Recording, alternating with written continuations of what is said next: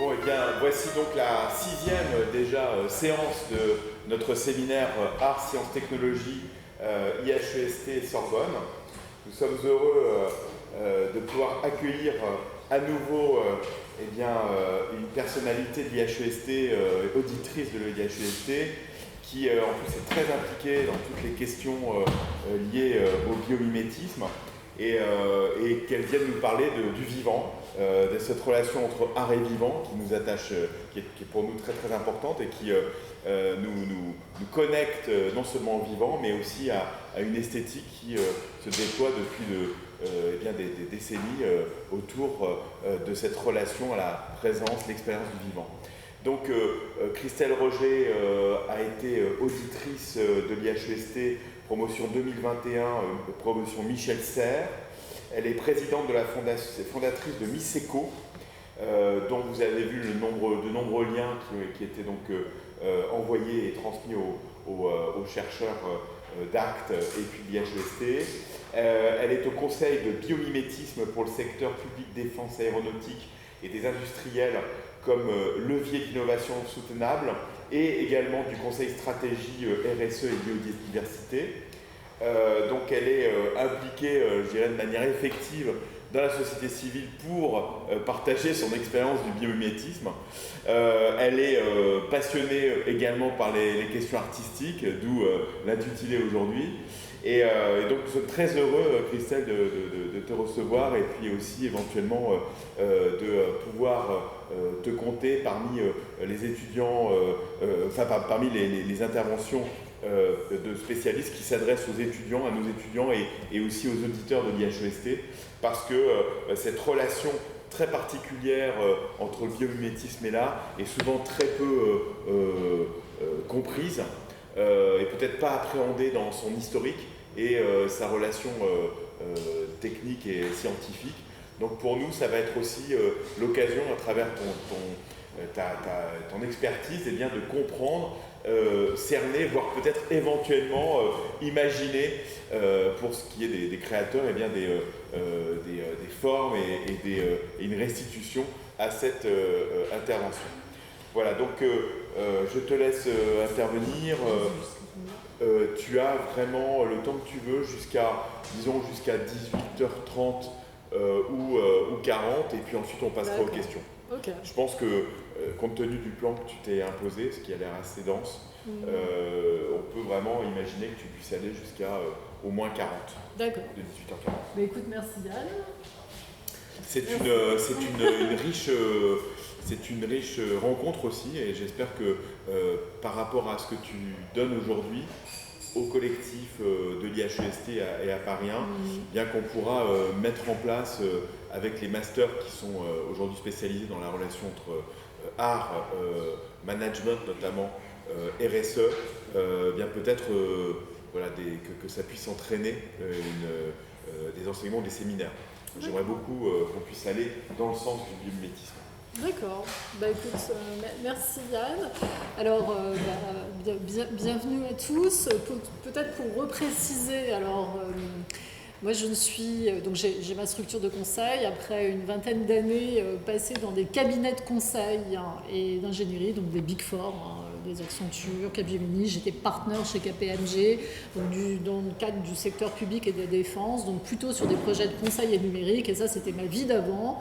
Et pour mettre du dehors dedans, c'est-à-dire de ma vie privée dans ma vie professionnelle, je suis un peu comme les jeunes de ce côté-là, j'ai décidé en 2019 de créer cette structure, donc 2018-2019, après un master en développement durable, de structure en ingénierie bio-inspirée qui est Miseco. Je ne suis pas scientifique, je ne suis pas biologiste et je ne suis pas dans le domaine de l'art non plus. Donc c'est un exercice assez intéressant. Mais je voulais être vétérinaire et je voulais être plus exactement primatologue. Jane Goodall. Donc j'ai pu renouer justement dans ce cadre professionnel de cette nouvelle vie avec le milieu du vivant.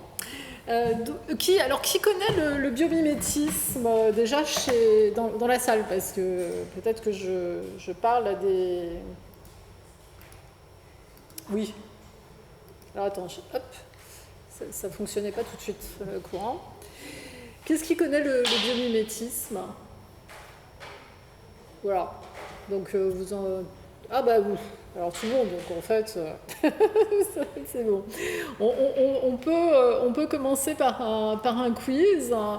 Qu'est-ce qui est commun justement à ces 5 photos là? Enfin, le sujet, voilà.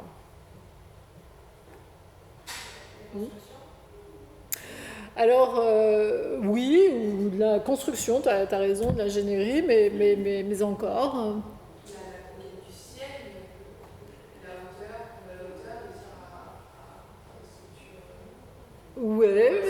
Oui, ouais, ça peut être ça aussi, en effet, mais c'était... Ouais, c'est vrai que j'ai choisi, alors c'est peut-être mon côté colonel de l'armée de l'air qui fait que j'ai choisi des sujets qui s'étaient situés un peu dans le ciel. Ouais. La réponse est pratiquement dans le titre du... Non, pas complètement, mais... c'est seulement des constructions qui sont inspirées d'une forme animale végétale. Voilà, exactement. Donc c'était simplement ça. Alors vous avez tous reconnu la première photo qui est la Sagrada Familia, hein, dont la structure est inspirée notamment des grands arbres qu'on trouve aux États-Unis, notamment les séquoias. Donc Antonio Gaudí, hein, qui a été aussi un des pionniers dans le domaine de l'architecture bio-inspirée. Vous avez ensuite Gustave Eiffel, hein, qui s'est inspiré de quoi, à votre avis, pour la tour Eiffel?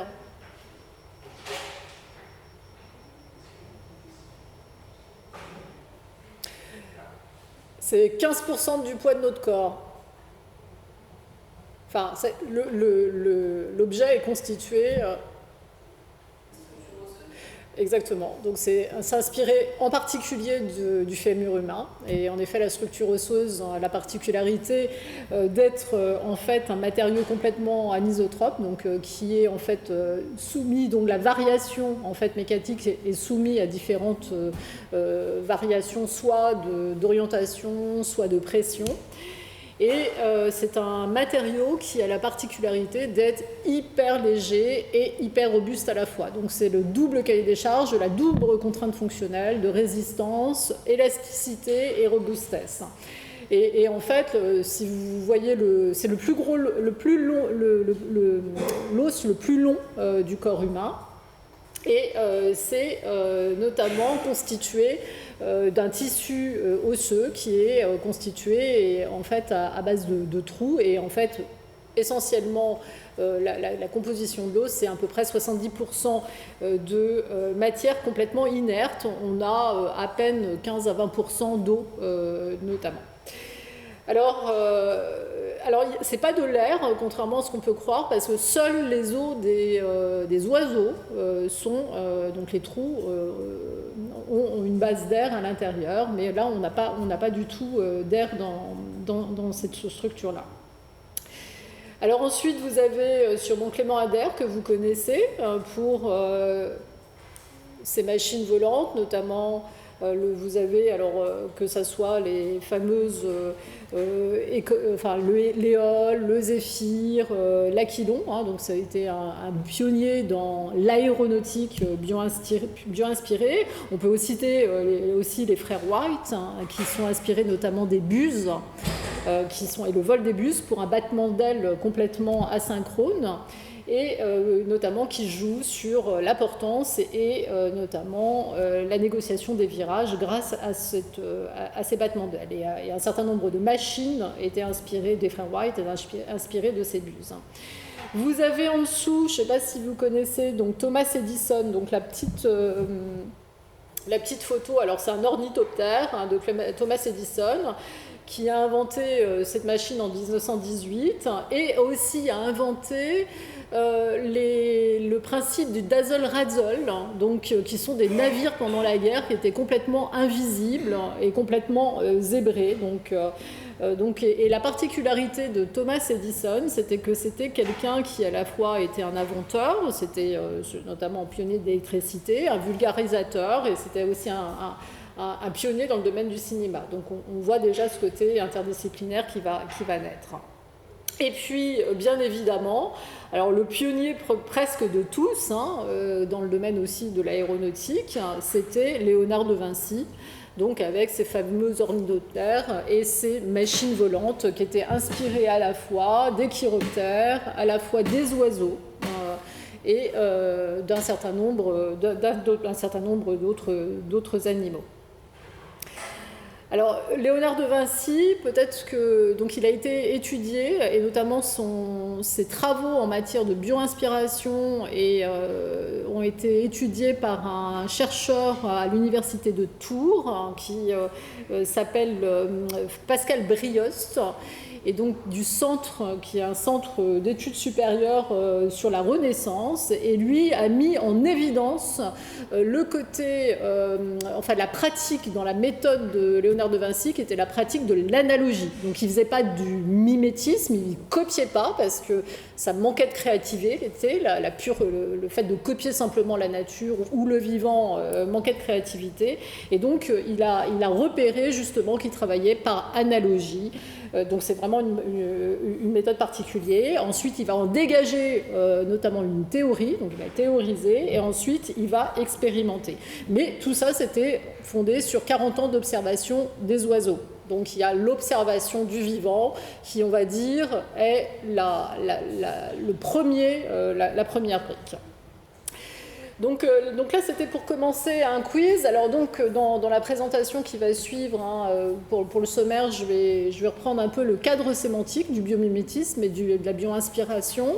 Je vais ensuite faire un focus sur tout ce qui peut être lié à la bio-inspiration dans le domaine de l'art, de l'architecture. Je pense que c'est là où peut-être il y a des sujets de convergence avec votre domaine.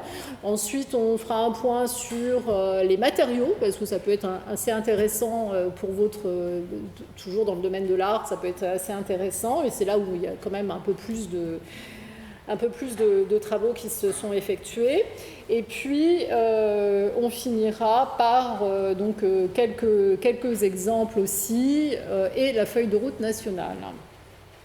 Alors, la plupart des artistes, que ce soit en architecture, les dessinateurs se sont inspirés des animaux, justement, ou des végétaux, et de la nature de façon globale, des paysages pour générer en fait une émotion ou une charge émotionnelle dans leurs œuvres, et ça sur l'ensemble des périodes.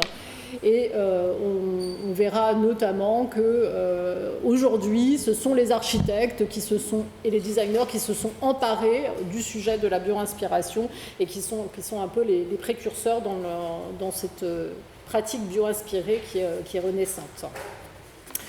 Alors, je vais... hop, ça ne marche pas à chaque fois que j'essaie de le... Hop.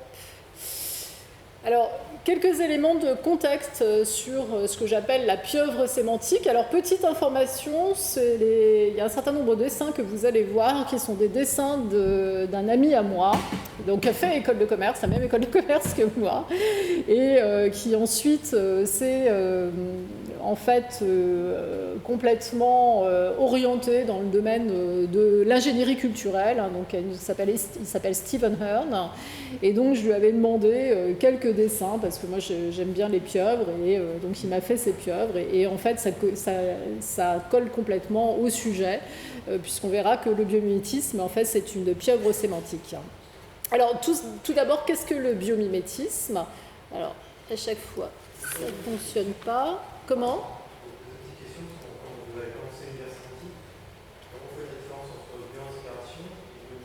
Ben justement, je vais venir. Donc voilà, exactement. Donc, alors déjà, qu'est-ce que le mot biomimétisme? Il vient du grec, qui est le mot bio, et mimétisme, qui veut dire imitation. Donc déjà, le mot biomimétisme, il est déjà en lui un peu limité, et c'est une démarche scientifique pluridisciplinaire qui vise à s'inspirer des modèles biologiques et leurs propriétés et leurs fonctionnalités, donc les modèles biologiques à la fois animaux ou végétaux, donc pour créer des innovations durables.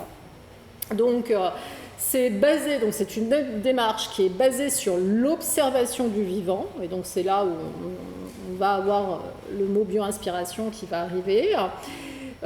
Sur l'observation du vivant donc, et les stratégies du vivant qui sont en fait issues de 4,8 milliards, enfin à peu près 4 milliards d'années, 3,8 milliards d'années de laboratoires de recherche dans le vivant, puisque c'est vraiment là où on peut remonter au plus loin, et donc d'observation de ces propriétés remarquables, et donc que ce soit à la fois les caractéristiques fonctionnelles des éléments et des services écosystémiques sur lesquels on va fonder en fait nos principes d'innovation, notamment pour les technologies.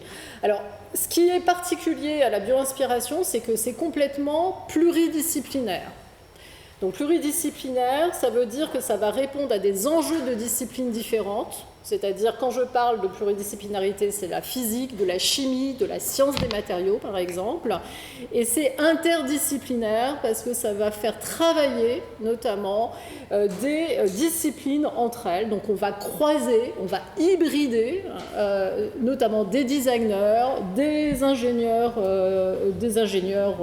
globalement, enfin de technologie de la science, des biologistes, des architectes, des auteurs de science-fiction parfois, donc on a un certain nombre. Et en fait, on va aller même plus loin, moi je parlerais même d'indisciplinarité, puisque on n'est jamais dans une discipline, on est vraiment un peu hors, on est tout à la fois et un peu hors champ disciplinaire. Alors, donc ça c'est aussi un dessin, c'est l'éléphant hérisson de Stevener, donc c'est un peu voilà, comment je croise un peu l'ensemble des disciplines. Donc on a un cadre normatif qui existe, donc qui est encadré donc depuis 2015 par 3 normes ISO TC 266 et une norme expérimentale AFNOR, et donc on retrouve 3 grandes acceptions avec le mot biomimétisme, bio-inspiration. Et en fait, dans la norme ISO NF 18458, je ne l'ai pas marqué, le biomimétisme est une philosophie, je cite, constituée d'approches conceptuelles interdisciplinaires prenant pour modèle la nature afin de relever les défis du développement durable. Donc c'est à la fois social, environnemental et économique. Alors, qui dit norme? Attention, ça ne veut pas dire définition. Une norme, le cadre ISO, c'est un cadre dans lequel on a envie de s'inscrire, mais on peut faire le choix de ne pas le respecter. Donc c'est un cadre normatif, mais ce n'est pas obligatoirement une acception qui est reconnue par tous. Alors justement, donc moi j'ai travaillé, alors je ne sais pas pourquoi à chaque fois ça hop, voilà. J'ai travaillé dans le cadre d'une mission pour le compte du CEBIOS, qui est mon partenaire académique et notamment soutenu par l'ADEME, sur une étude des parties prenantes. Et on nous a demandé, puisque c'était un sujet important, c'était ce fameux cadrage sémantique. Parce qu'on y met tout et n'importe quoi dans le biomimétisme, on y met l'économie circulaire, la biologie de synthèse, voire les OGM.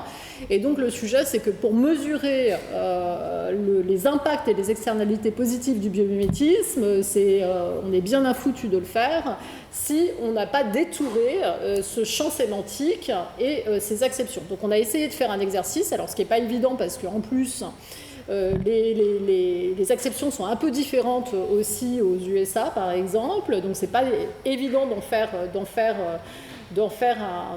d'en donner une définition unique, mais on a essayé, en tout cas dans cette pieuvre sémantique, de définir à la fois le biomimétisme avec ce qui a été fait à l'issue d'une quarantaine d'entretiens avec différentes parties prenantes. Donc on a à la fois une approche philosophique, donc c'est un mouvement de pensée qui va véhiculer en fait une idéologie. On a à la fois le champ des méthodes et des moyens, donc des méthodes pluridisciplinaires notamment, et puis des domaines d'activité qui sont liés à la biologie. Et donc là, vous allez voir notamment un certain nombre de domaines d'activité. Et pour faire cette étude, on s'est inspiré comme, on va dire, marqueur et gradient le degré de bioinspiration, de la bioinspiration directe à la bioinspiration indirecte. Et donc, on s'est basé notamment sur une étude BioInspire Muséum, donc du Muséum national d'histoire naturelle, et donc qui nous a permis voilà, de croiser ces trois grandes catégories, on va dire, et le degré de bioinspiration et de bioinspiration directe. Et ce qu'il y a à retenir, c'est qu'on peut avoir un gradient d'une inspiration qui va être plus ou moins directe ou indirecte, en fonction donc, de ce qu'on intervient sur le vivant. Si on intervient sur le vivant, par exemple les OGM, c'est une intervention sur le vivant, et donc on peut décider par exemple d'exclure ça du champ sémantique de la du biomimétisme. On a l'utilisation du vivant, par exemple le biosourcing. Quand j'utilise des matériaux, par exemple, comme le lin, certains pensent que c'est du biomimétisme ou de la bioinspiration, parce qu'on a eu une première pratique qui est de regarder, d'observer le vivant pour en déceler des principes ou de déceler un certain nombre de propriétés. Et donc le biosourcing peut être aussi on va dire apparenté au grand champ sémantique du biomimétisme et qui fait partie de l'utilisation sur le vivant. Et on a ensuite la véritable bioinspiration, donc avec un degré d'abstraction qui est beaucoup plus fort. Et donc là, on va aussi avoir l'économie circulaire, par exemple, comment s'inspirer justement des propriétés du cahier des charges de la nature, c'est le principe de circulation des flux, eau, air, énergie, pour pouvoir notamment créer des villes, par exemple, de type Kalundborg, basées sur la symbiose industrielle ou l'écologie industrielle et territoriale. Donc on a essayé de les placer dans ce degré avec une notion de bioinspiration directe et indirecte en fonction des couleurs. Vous pouvez retrouver ça sur notre site, notamment sur l'étude partie prenante des externalités positives du biomimétisme ADEME, donc sur l'action angeuse. Alors ensuite, je vais faire un petit peu, justement, un point sur les enjeux de soutenabilité, et soutenabilité environnementale en particulier. Alors, et puis j'ai regardé pour l'exercice, je me suis dit, mais l'art et l'écologie, est-ce que ça s'associe bien? Et puis, alors, bon, on a l'art et notamment les pratiques littéraires, on a souvent dénoncé la société de consommation, déjà depuis une cinquantaine d'années. Mais en fait, souvent, l'art, notamment des sculpteurs, ou les pratiques dans le domaine de l'art du vivant, des spectacles vivants, ne se sont pas obligatoirement toujours souciés de leur impact environnemental, que ce soit en termes de gaz à effet de serre ou d'impact en matière de biodiversité. Et je crois qu'un certain nombre d'organismes ou d'organisations ne se sont pas toujours posé la question du cycle de vie de leurs œuvres, c'est-à-dire depuis la conception à la fabrication, en passant par l'exposition, en passant par la conservation de l'œuvre, comment je vais la conserver, jusqu'à la fin de vie, si on peut penser qu'il y en a une. Alors, moi, je peux m'interroger notamment sur le nombre de tonnes de plastique qu'il y a qu'il y avait dans l'œuvre de McCarthy, notamment qui avait été exposée Place Vendôme sur le tri. Donc, est-ce que ce sont différents morceaux de plastique qu'on va retrouver notamment demain dans les océans, sachant que les océans contiendraient à peu près 200 millions de tonnes de microplastiques, notamment ça c'est en particulier pour l'océan Atlantique, selon une étude d'une université, d'un laboratoire d'université UCAS national, le Centre national océanographique du Royaume-Uni. Et la dernière fois, on avait rencontré notamment un des cadres dirigeants du Festival d'Avignon et nous disait, pas plus tard qu'en juin, on ne s'est jamais préoccupé de notre impact environnemental et donc il n'y a que maintenant qu'ils se disent déjà on va remplacer les gobelets en plastique. Et alors, ça, c'est donc lumière, décor, etc. À mon avis, c'est tout un tas de produits classés riches, hein, les produits hyper toxiques, et se sont jamais posé la question. Donc, alors ça commence de venir, hein, on le voit, je crois que Centre Pompidou a créé un MOOC justement sur les pratiques art et écologie, qui est assez récent, manifestement.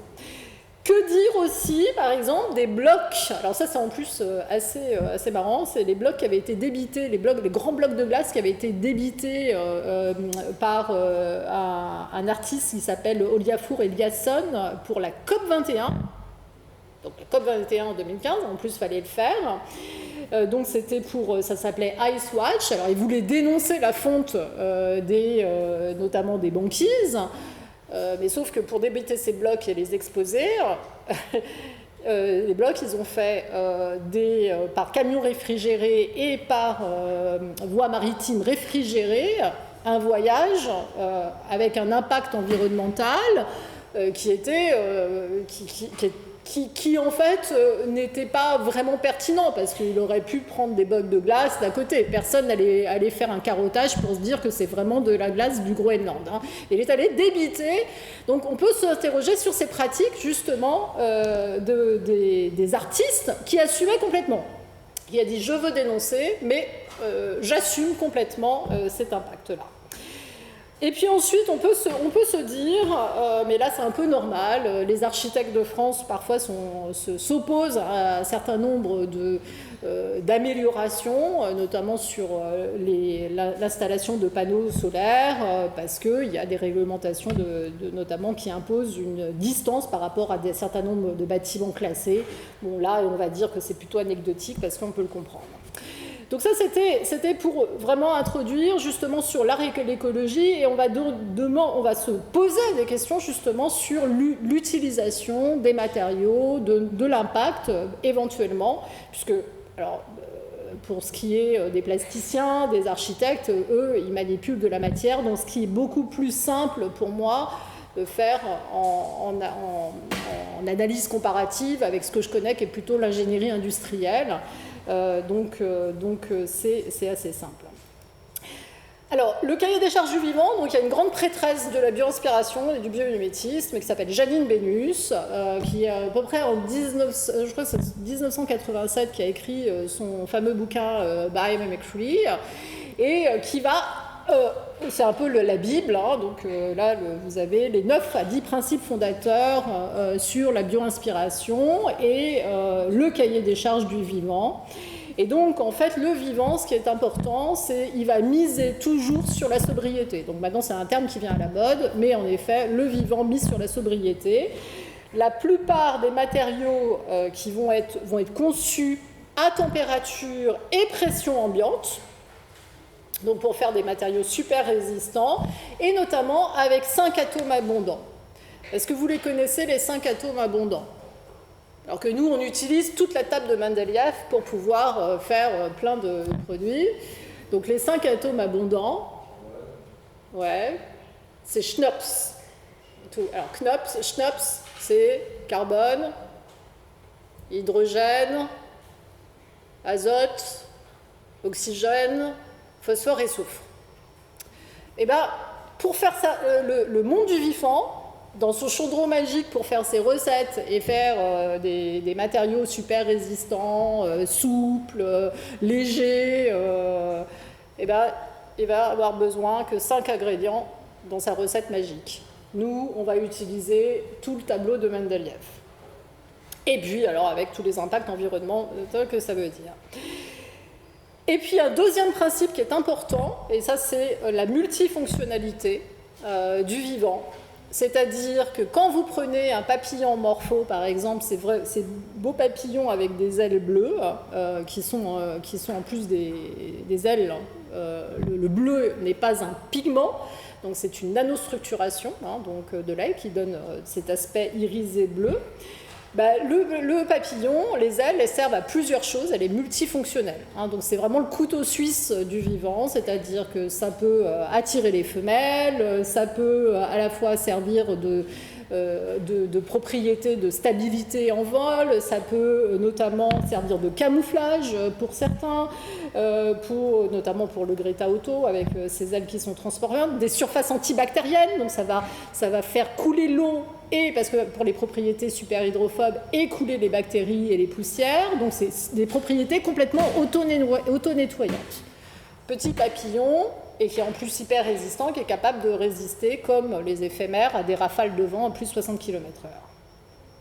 Donc on retrouve 5 grands domaines dans le domaine de la bioinspiration qui sont clés et communs pour plusieurs secteurs d'activité qui sont, on va dire aujourd'hui, ceux qui sont les premiers à être étudiés. Bien sûr, les matériaux, et ça, au niveau mondial, c'est on va dire, le terrain de jeu principaux des biomiméticiens.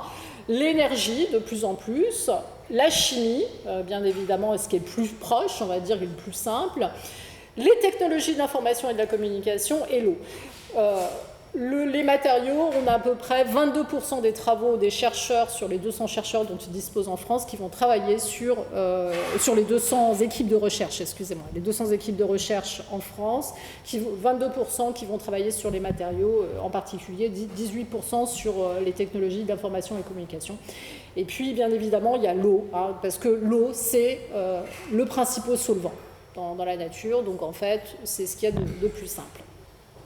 Et bien évidemment, ça va irriguer tous les secteurs et, bien, comme je vous le disais, toutes les disciplines, hein, au croisement des disciplines telles qu'on l'a vu. Ensuite,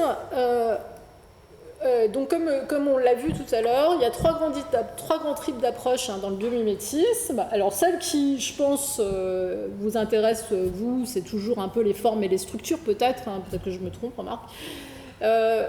Donc là, on avait vu en effet le fémur humain avec Gustave Eiffel. La bioinspiration et un biomimétisme de fonction et de propriété. Donc voilà, comme je vous l'ai dit, s'inspirer de ceux qui ont peur et qui sont arachnophobes, désolé, mais elle est super jolie. Donc c'est s'inspirer des fameuses propriétés, ça c'est une araignée sauteuse notamment, s'inspirer des fonctions antibactériennes, des capacités par exemple d'insectes détritivores par exemple, qui sont capables de vivre dans des décharges et de pouvoir survivre à tout un tas de gens pathogènes.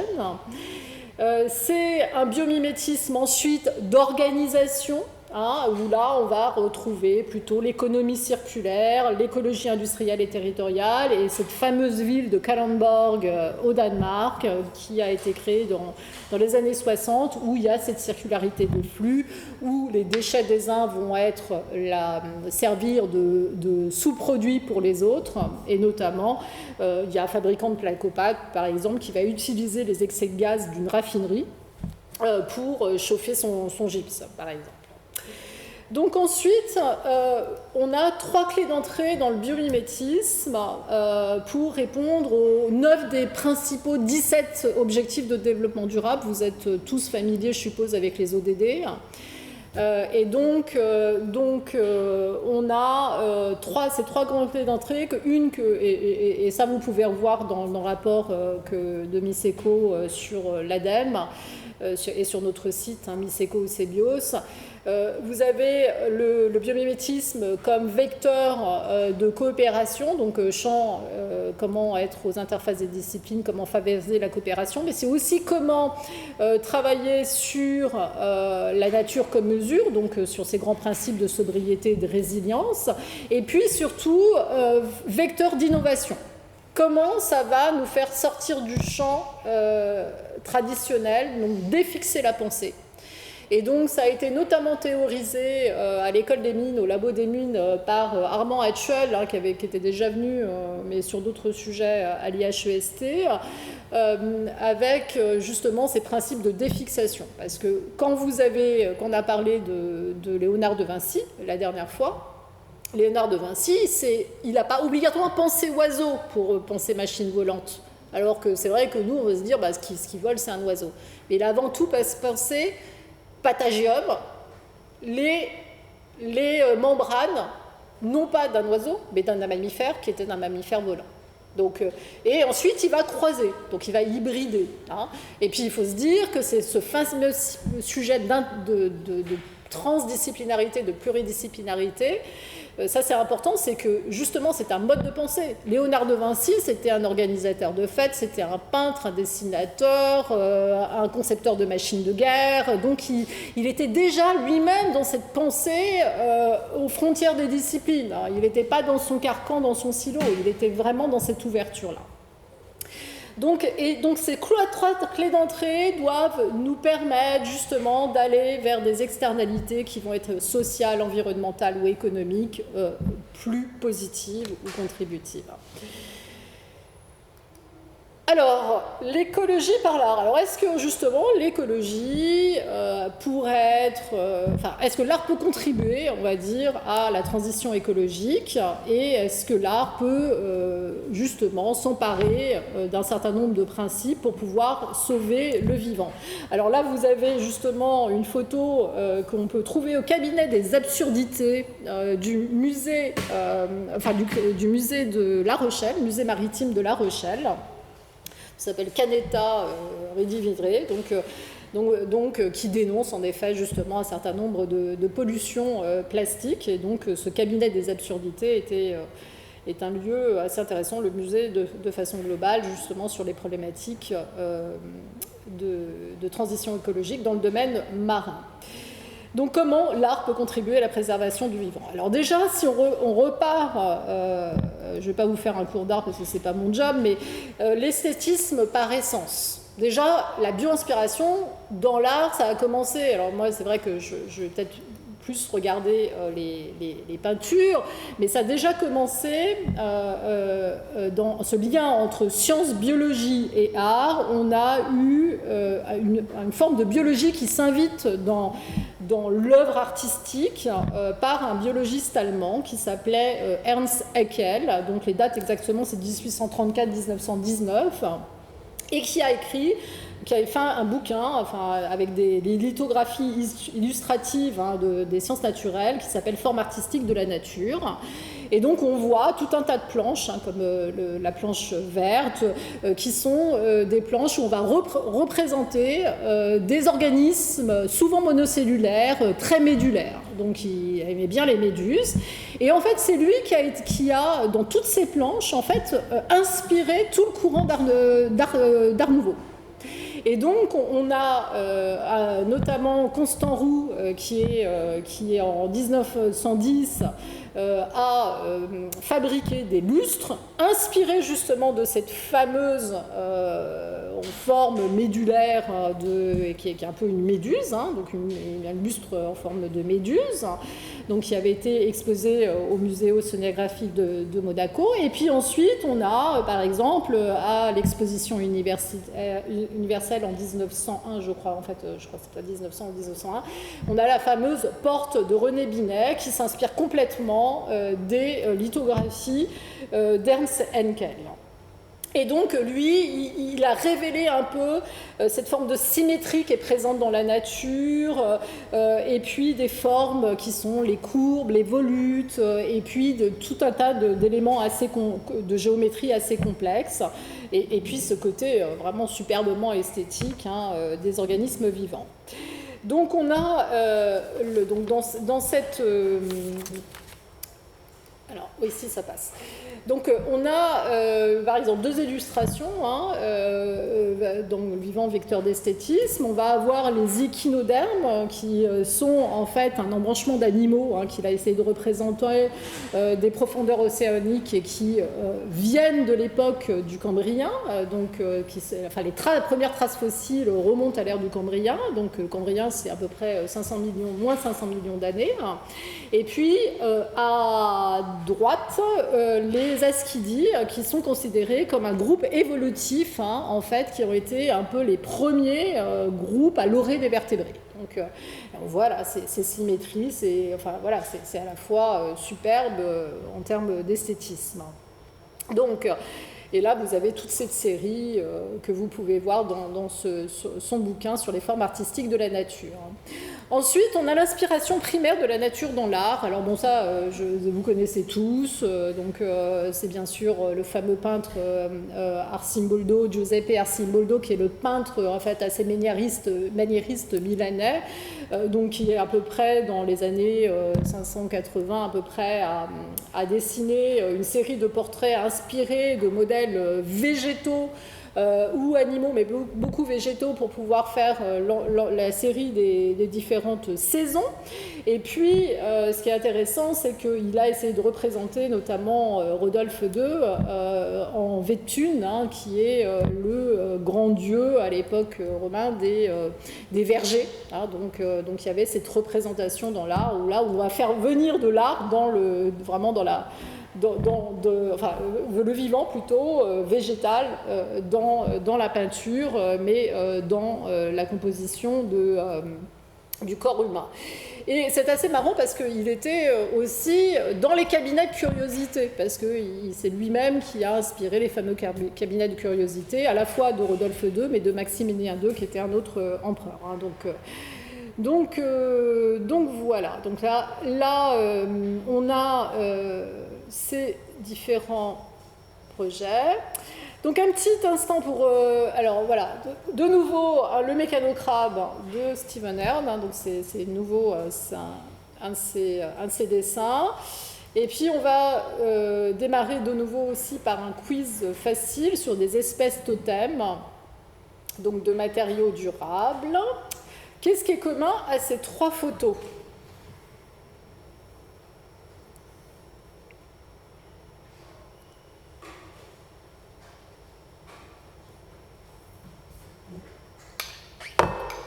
Alors, là, vous voyez, c'est un avion cargo, enfin un avion de ligne même.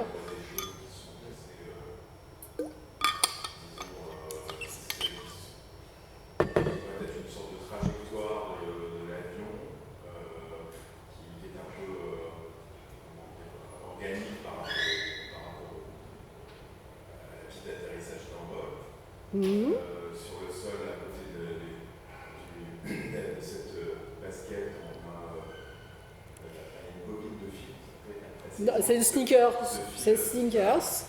Ouais. Et ce qui est au sol, c'est finalement. Et à côté, c'est une prothèse mammaire. Voilà.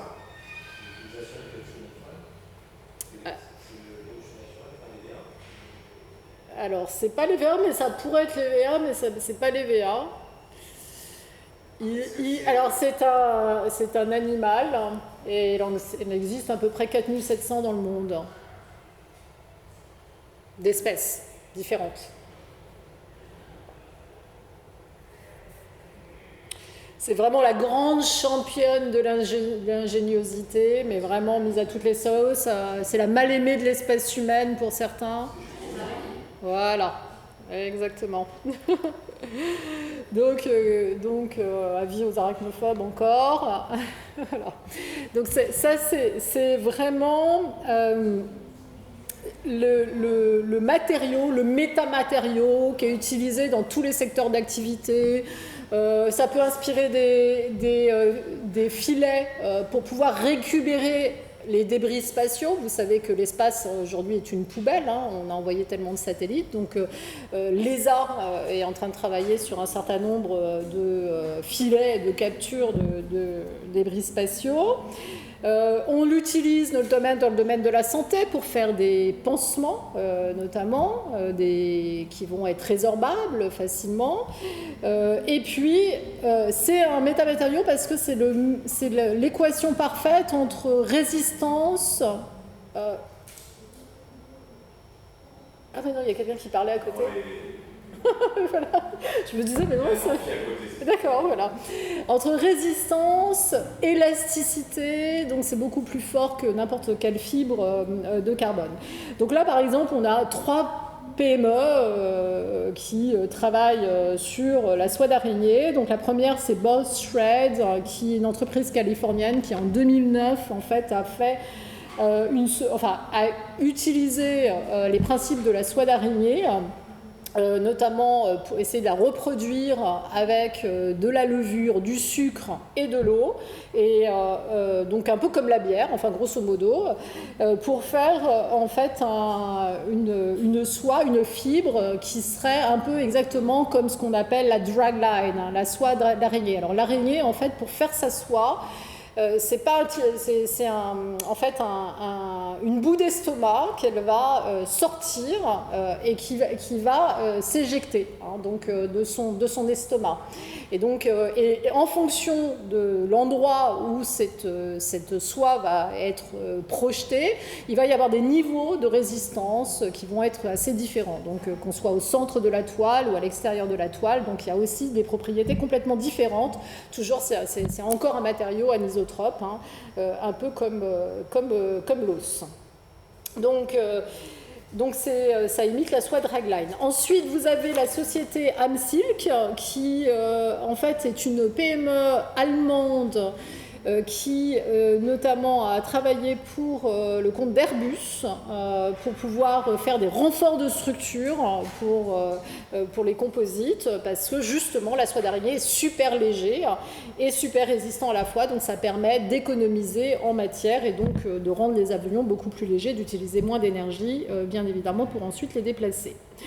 Ils ont fait une technologie qu'ils ont brevetée qui s'appelle, ça c'est Thomas Schnabel, qui est le chercheur allemand, qui est baptisé BioSteel, donc c'est un genre de polymère et qui serait 100% en fait renouvelable et recyclable. Et puis ensuite, on a Inspidire, pareil, qui est une boîte, là pour le coup, néerlandaise de 2016, qui a breveté une méthode pour créer une sorte de tissu à haute performance, hein, donc pour des habits et des renforts de structure, notamment à base de soie d'araignée. Ensuite, qu'est-ce qui est commun à ces trois photos ? Alors là, en premier, vous avez un adhésif sur une poignée de porte, vous avez une combinaison de projet, vous avez un avion cargo de la Lufthansa.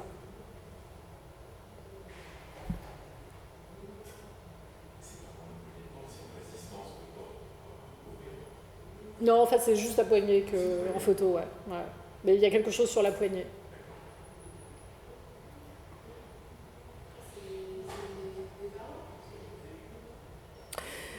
Non, mais c'est antibactérien.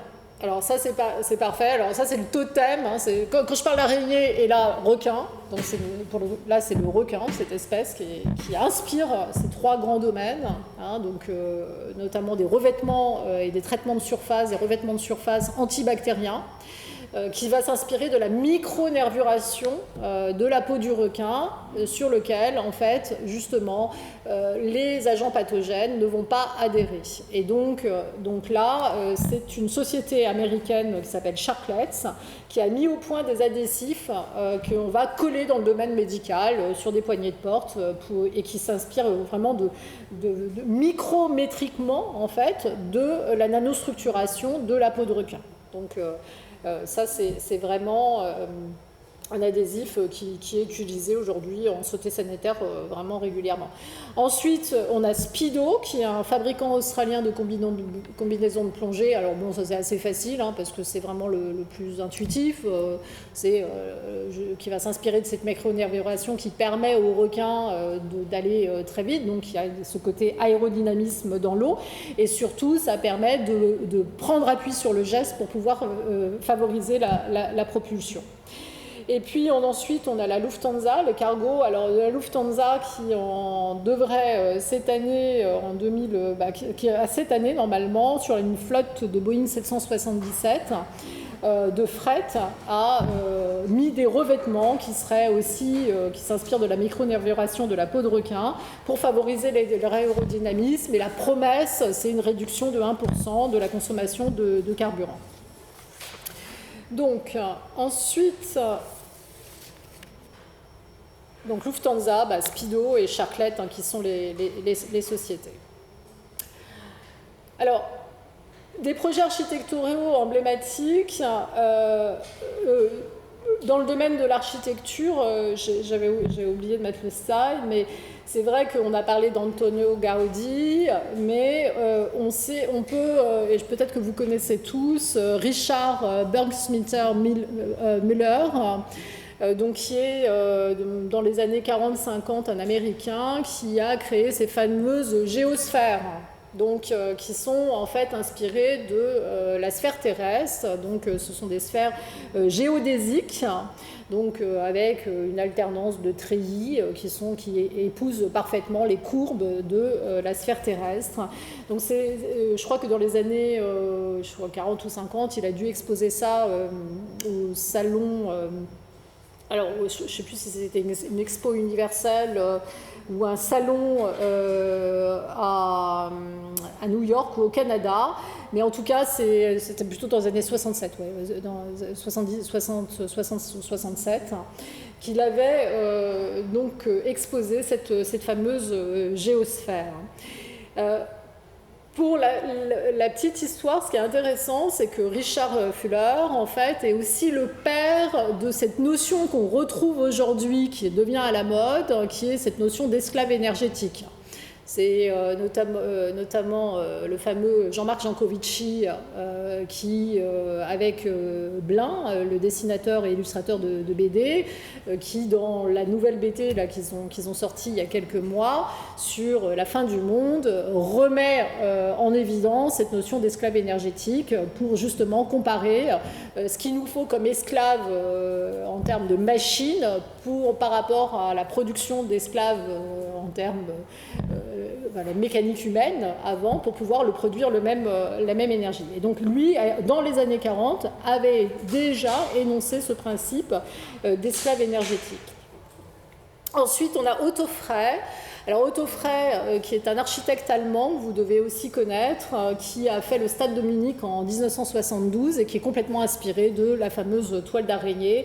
Et donc là, pareil, c'est des structures composites à base de treillis et de verre, mais qui épousent cette forme et toile d'araignée, qui permettent aussi la circulation et la ventilation tout en ayant en fait une forme de résistance et d'allègement, une répartition des poids en fait sur les différents treillis. Ensuite, on a, alors dans les principes, dans l'architecture, ça c'est un peu un principe fondateur aujourd'hui des projets en matière d'architecture. Pour le Living Building Challenge, je ne sais pas si vous connaissez cette notion, en fait qui est sortie, enfin qui a été lancé en 2006, notamment par McLellan, qui va servir un peu de cahier des charges dans le domaine des projets d'architecture, notamment urbains, et qui prend le principe et les fonctionnalités de la fleur comme cahier des charges pour toutes les inspirations urbaines, c'est-à-dire la fleur, donc à la fois dans son esthétisme, la promesse esthétique que ça va donner, dans les matériaux, dans ses capacités à pouvoir prendre ses ressources du sol, à filtrer l'air, à ventiler, et cette capacité à pouvoir justement être complètement autonome en énergie grâce à l'énergie solaire. Et donc ça véhicule vraiment tout un mouvement de pensée justement chez les nouveaux architectes qu'on verra et que vous connaissez peut-être aujourd'hui. Alors justement, on a ces fameux architectes qui intègrent les principes biologiques, les modèles biologiques et notamment de végétaux.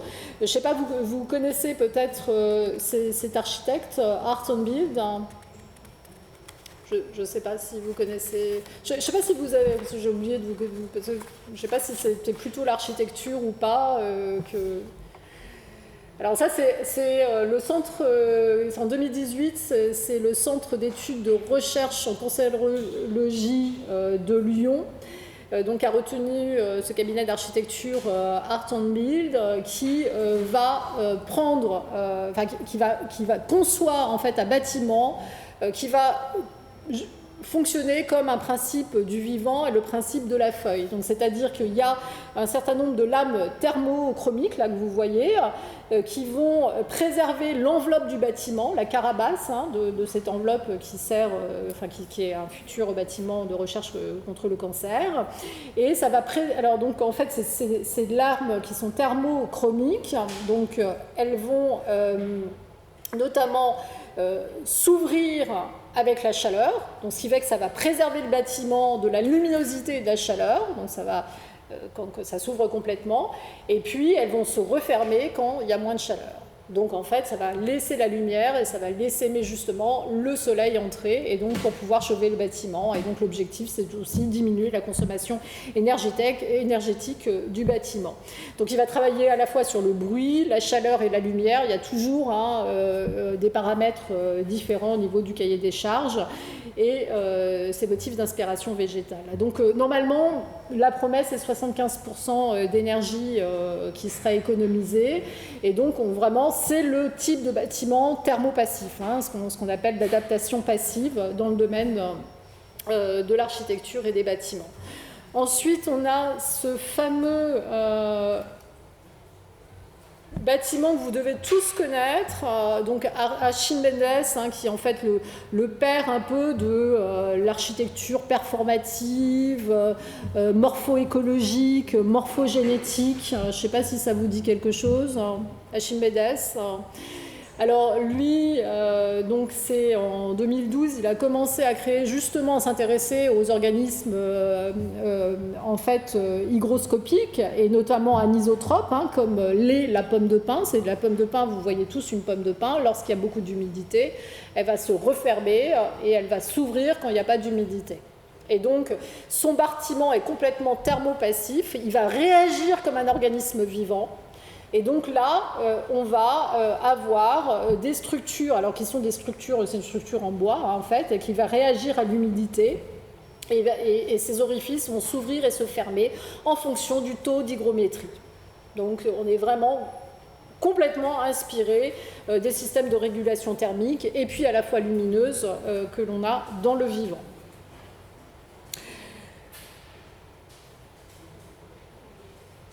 C'est bon, je ne sais pas, vous n'hésitez pas à poser des questions sur ces sujets-là. Donc ça, c'est un pavillon qui était en exposition. Et alors, ce qui est intéressant, c'est que c'est quelqu'un qui donne pas mal de cours. Il a créé l'Institut de Computational Design à Stuttgart. Et donc, il est fondateur et professeur de cet institut.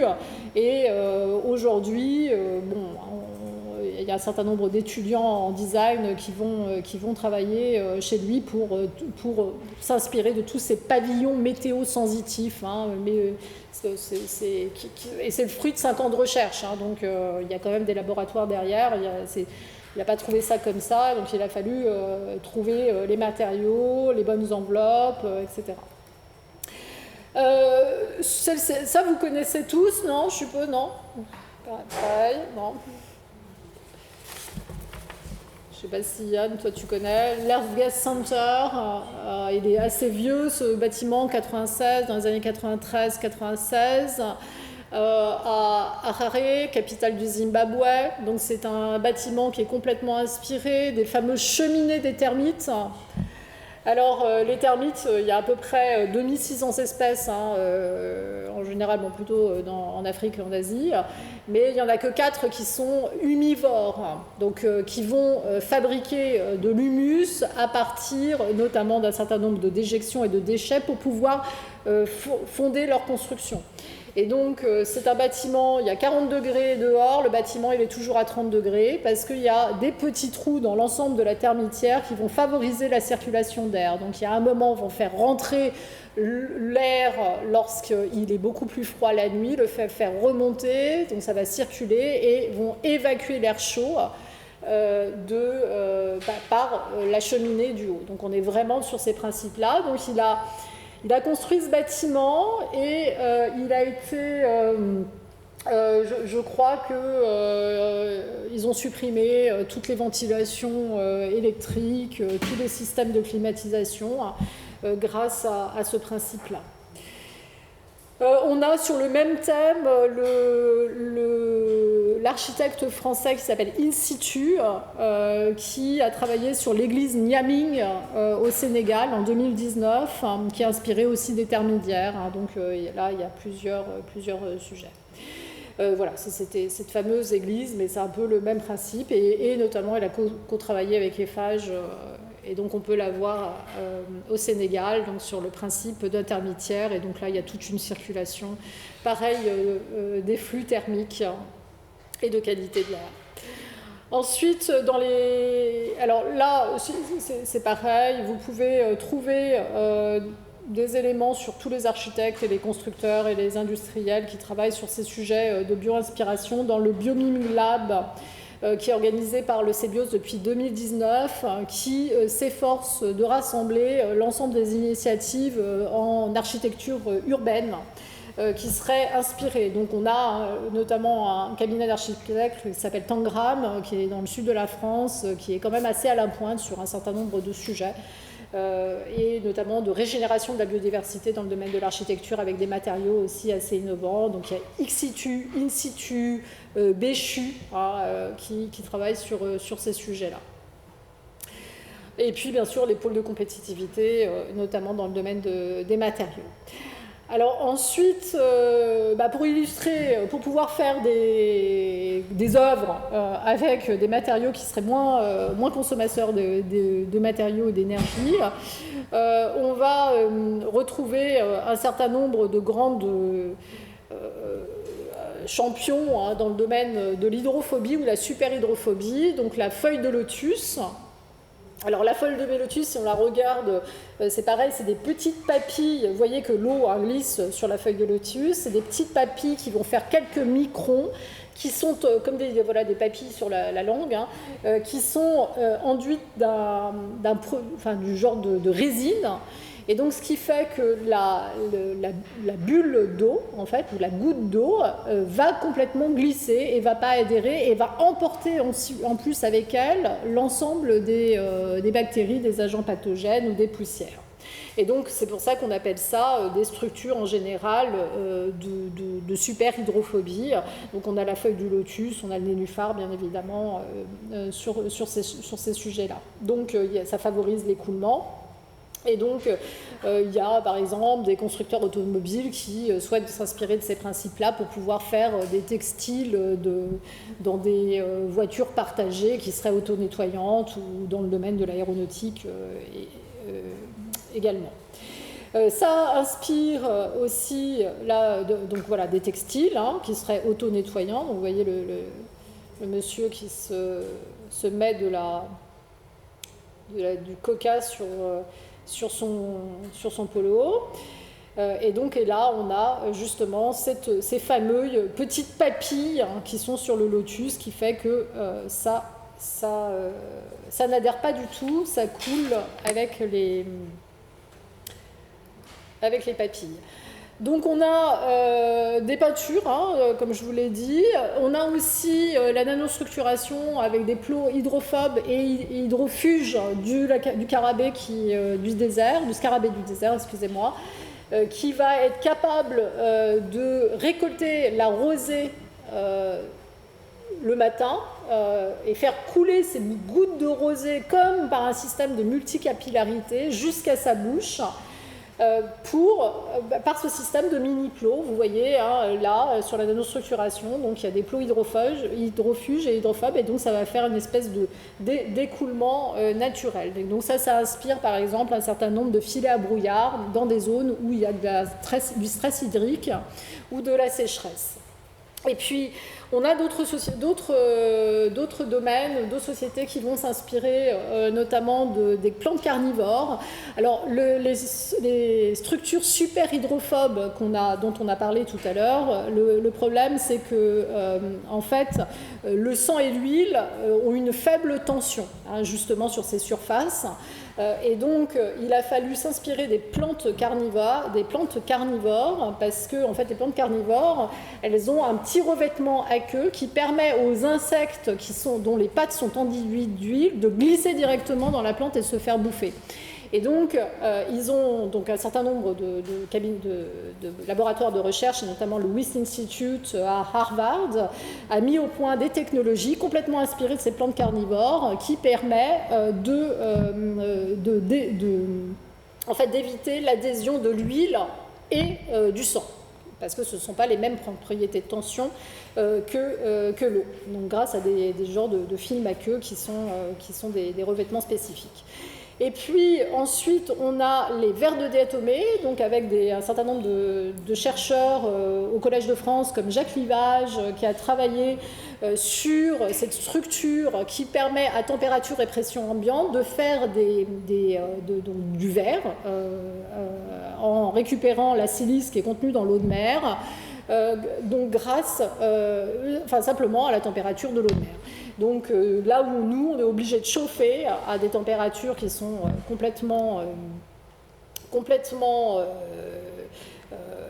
sans commune mesure avec ce qui se fait à l'intérieur de l'eau, pour pouvoir faire des structures de verre qui soient hyper résistantes. Et en fait, c'est une micro-algue, la diatomée, qu'on trouve notamment justement dans les dessins de Ernst Henkel, et ce qui est une microalgue. Donc il dit microalgue, dit photosynthèse. Donc pour pouvoir assurer la photosynthèse, elle doit être transparente, parce que c'est pas comme une coquille d'huître qui est un animal.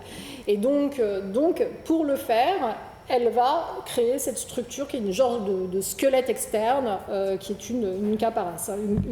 Donc c'est vraiment 2 microns à 1 micron d'épaisseur pour une diatomée. Ensuite, alors pour finir sur le contexte et les enjeux au niveau du patrimoine national, alors en France, où on en est au niveau de la bioinspiration du biomimétisme, alors déjà, la France dispose d'un capital naturel et intellectuel sans commune mesure avec un certain nombre d'autres pays.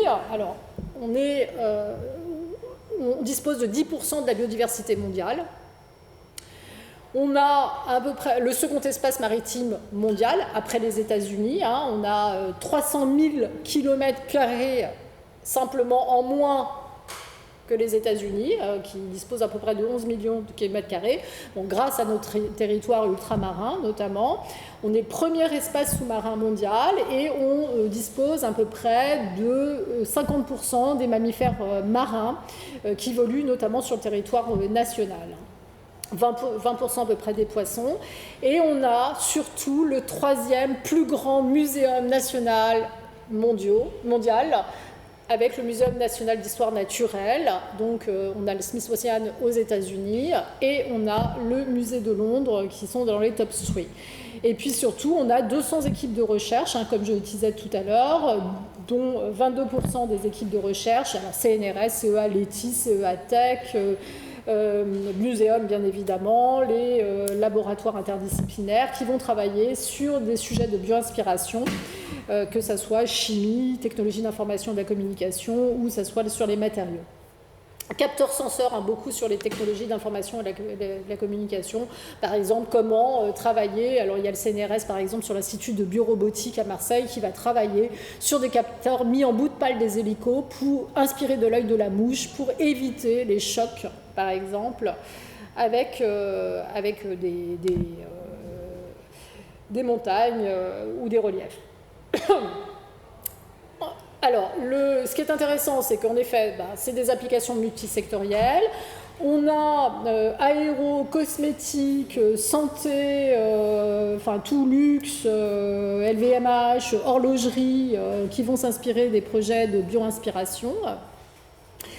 Et on a eu un phénomène d'accélération ces dernières années grâce à la FABAD, grâce à l'impression 3D, parce que ça nous permet de reproduire des formes qu'on trouve dans le vivant plus facilement avec peu de processus de fabrication.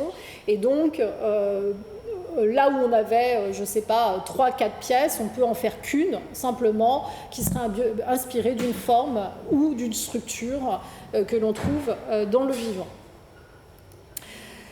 Côté Deep Tech Dynamics, On n'est pas à la traîne, puisqu'on a un certain nombre de boîtes de la Deep Tech qui sont notamment dans le domaine des énergies, comme Inenergy qui s'inspire d'un certain nombre de mammifères marins ou de poissons à membrane ondulante, comme l'arrêt, pour pouvoir faire des moteurs à propulsion donc bio-inspirés.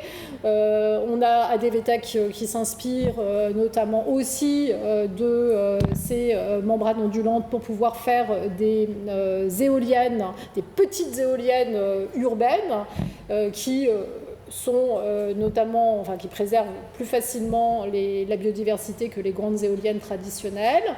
On a Elwave, par exemple, aussi dans le domaine marin, qui s'inspire du sens électrique du poisson qui nage en turbine pour pouvoir faire de la détection de bombes ou de la réparation offshore, soit d'hydroliennes, d'éoliennes ou autre chose. Et Marina, qu'on en a entendu parler pendant le Covid, parce qu'elle a mis au point, alors pour moi c'est toujours un peu à la limite de la bio-inspiration, parce que c'est vraiment l'usage. Il y a une première démarche qui est l'inspiration, parce qu'il a regardé les vers marins et les vers anaricoles qu'on trouve sur les plages de Bretagne, vous voyez les petits trous qu'on trouve sur les plages, et qui ont une capacité de coagulation sanguine 40 fois supérieure au sang humain, et il voulait justement l'utiliser pendant le Covid, et notamment en cas de dyschémie cérébrale. On a une boîte qui est intéressante, je ne sais pas si je l'ai mise là, qui est Wylot, qui un peu le totem national, un peu le Shinkansen français, qui est une boîte à Figeac qui s'est inspirée de la structure alvéolaire du nid de guêpe pour pouvoir dissiper la chaleur et réduire la quantité d'énergie et réduire aussi produire plus d'énergie et réduire la quantité d'énergie utilisée et réduire la quantité de matière de 80%, notamment en matière de terres rares, pour pouvoir miniaturiser un certain nombre de moteurs électriques.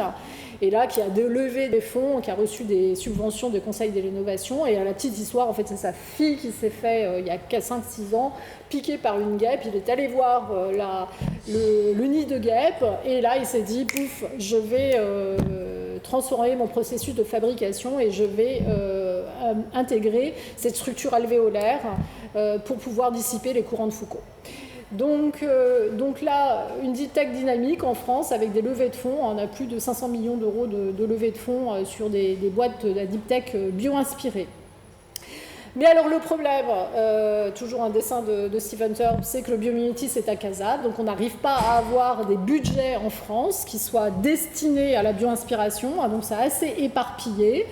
Ça arrive de façon assez homéopathique dans le domaine des politiques publiques, plutôt par l'agroécologie ou le biocontrôle, sur un certain nombre de documents d'il y a 13 ans. Là où il y a eu un tournant, c'est en 2015 avec le rapport de Patricia Ricard pour le CESE sur la bio-inspiration dans le domaine de pour les innovations durables. Et puis, on a récemment, la MITI, en 2019, qui a lancé, la MITI, c'est la mission pour interdisciplinarité du CNRS, qui a lancé des défis bio-inspirés avec 200 projets, mais c'est 30 kg € le projet, donc pour vous dire que, alors que les Américains émettent facilement des budgets à 50 ou 200 millions d'euros sur un projet bio-inspiré, nous on y va à 30 kg € chaque projet, donc on est loin des 200 millions d'euros cumulés aussi en Allemagne sur 20 ans, ou 500 millions investis par le WINS Institute notamment à Harvard. Mais ça progresse un peu. Et puis le CNRS, dans son document 2019-2023, qui est son contrat objectifs et performance, a intégré le biomimétisme comme facteur d'interdisciplinarité et de transdisciplinarité. L'ADEME s'empare du sujet de plus en plus, a créé un partenariat avec le partenaire académique qui est le CEBIOS, qui en France est la Société coopérative d'intérêt collectif, qui fédère l'ensemble des compétences en biomimétisme en France, à la fois académique, recherche fondamentale, recherche appliquée, industrie et PME, et donc qui vont mettre en mouvement l'ensemble des initiatives et faire connaître depuis un certain nombre d'années, depuis 5-6 ans, le biomimétisme en France.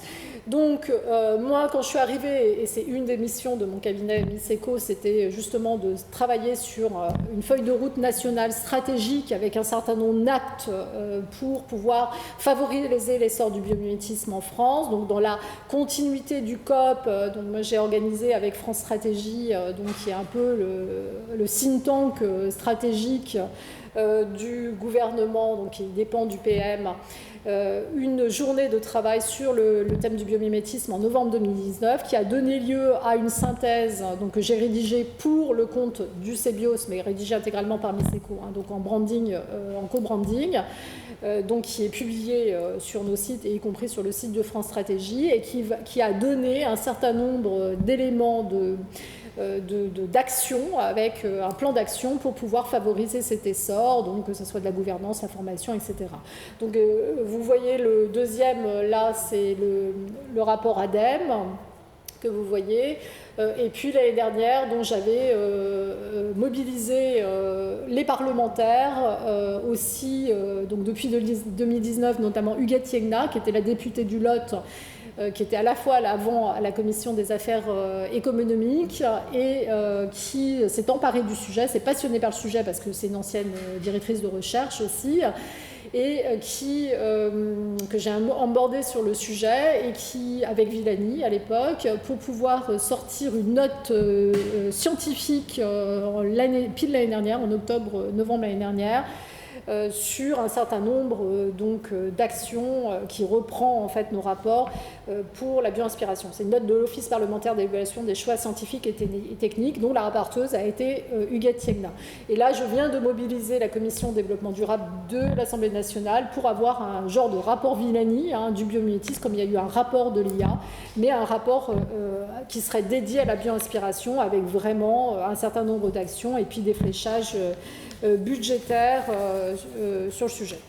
Alors ça progresse parce que quand même les écoles notamment se sont en fait un peu intéressées par le sujet. Je pense qu'il y a de plus en plus d'étudiants qui sont intéressés par la transition écologique, qui sont sensibilisés par la bioinspiration et par le biomimétisme. Et on a des écoles de design comme MC des ateliers qui vont, par exemple, avoir des masters dédiés sur la bioinspiration. Le Polytechnique intègre un master bioinspiré, notamment dans son... master pour vieux, c'est un master RE à la fin je crois. Et puis on a les mines de Saint-Étienne, les mines de Nancy qui intègrent aussi des modules de bioinspiration. Donc petit à petit on voit que post-doctoral on a des sujets de bioinspiration qui vont rentrer dans les cursus académiques et d'enseignement. Donc là encore un dessin de Stephen Hearn. Donc si vous avez envie de pratiquer le biomimétisme, donc déjà vous pouvez lire un certain nombre de nos rapports. Donc là on est plutôt sur de la stratégie nationale et des actions. Là c'est un rapport en cours sur l'intelligence du vivant, comment le biomimétisme peut inspirer les technologies de l'information et des communications. Là, vous avez mes deux fiches qui sont biomimétisme aéronautique, donc commence un peu inspirer, défense dual commence un peu à inspirer le monde militaire et capacitaire dans le domaine de l'aéronautique, où j'ai mobilisé notamment et j'ai repris un certain nombre de travaux académiques de supaéro et de CAS, donc dans le domaine spatial pour pouvoir les faire atterrir d'un point de vue opérationnel. J'ai fait le même sur le biomimétisme, la santé duale, civile et militaire, donc comment la bioinspiration sur les systèmes de conservation, par exemple de vaccins, de greffons, peut inspirer, comment s'inspirer des organismes extrémophiles qui vivent à température ou des pressions extrêmes pour des voyages de longue durée dans l'espace. biomimétisme et luxe, biocontrôle dans le domaine de l'agriculture, etc. Donc, et là, vous avez des dossiers plus thématiques, notamment aussi du CBIOS, sur l'habitat bio-inspiré, les matériaux bio-inspirés, donc qui sont notamment faits avec des organismes de recherche comme l'Université de Pau et de l'Adour, biomimétisme marin avec Biarritz, donc qui rentrent sur des sujets fonctionnels beaucoup plus détaillés. Biomimicité Lab, on en a parlé. Architecture et habitat, voilà, en termes de lecture, vous avez ce Michael Pauline qui a écrit ce bouquin sur biomimétisme et architecture avec une préface de Gilles Boeuf, ancien directeur du Muséum d'histoire naturelle, évaluer la qualité technique d'opérations bio-inspirées, donc aussi, et l'habitat bio-inspiré. Bon, là, vous avez ma série, j'avais lancé hebdomadaire, mais qui est plutôt dans le domaine aéronautique et santé civile, hein, donc ça, c'était des petits épisodes, mais donc je pense que ça vous intéressera moins. Voilà, alors en conclusion, ce qu'il faut retenir, hein, c'est vrai que le biomimétisme, c'est un peu une promesse de métamorphose hein, un peu dans nos sociétés, hein, pour affronter ces transitions, pour faire le lien avec l'IHEST. Donc on a affaire à la fois à une pieuvre sémantique, hein, multisectorielle, c'est un accélérateur d'interdisciplinarité, donc ça c'est un point important, voire d'indisciplinarité. Ça permet de favoriser le dialogue justement transdisciplinaire entre les différentes structures de recherche, les industriels, éviter de travailler notamment en silo. Et favoriser l'innovation justement aussi dans les grands groupes face donc à la multiplication des défis liés à la transition écologique. Hein, et ça permet surtout de défixer la pensée, hein, donc c'est un principe de défixation. Troisième élément, c'est qu'on dispose d'un capital naturel et intellectuel assez dense, assez riche, mais qui est sous-exploité, sous-potentialisé. 4, c'est un véritable game changer, je pense, aussi dans votre milieu, pour réconcilier écologie, biodiversité, économie, performance opérationnelle, art, design. Donc là, je pense que ça peut être revitalisation territoriale. Donc on a plusieurs facettes hein, dans la clé de lecture avec le biomimétisme. Et puis c'est aussi une capacité d'émerveillement pour le citoyen. Donc ça nous permet vraiment d'enrichir l'expérience émotionnelle hein, et donc ça je pense que c'est un point important, c'est nous faire redécouvrir la biodiversité et surtout décrire la biodiversité, c'est une façon déjà de la protéger. Hein. On ne protège que ce que l'on ne connaît et on s'est rendu compte que, bien évidemment, hein, aujourd'hui, la biodiversité, ça a toujours été un peu le parent pauvre hein, dans les transitions. Ça arrive après le CO2, après les gaz, globalement tous les gaz à effet de serre. Et là, ça nous permet, par l'émerveillement, par la reconnexion par le vivant, peut-être d'avoir une autre expérience aussi sensorielle. Et puis, c'est faire ce trait d'union entre art, design, biologie, ingénierie écologique. Je pense que c'est un formidable levier pour décloisonner la pensée. Donc, merci à vous. Voilà.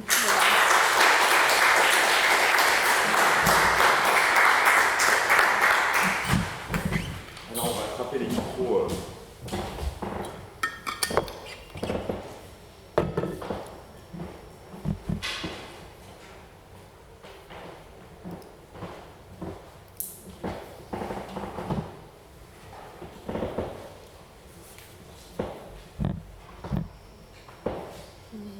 Bon, c'est pas grave. Voilà, bon, ça marche.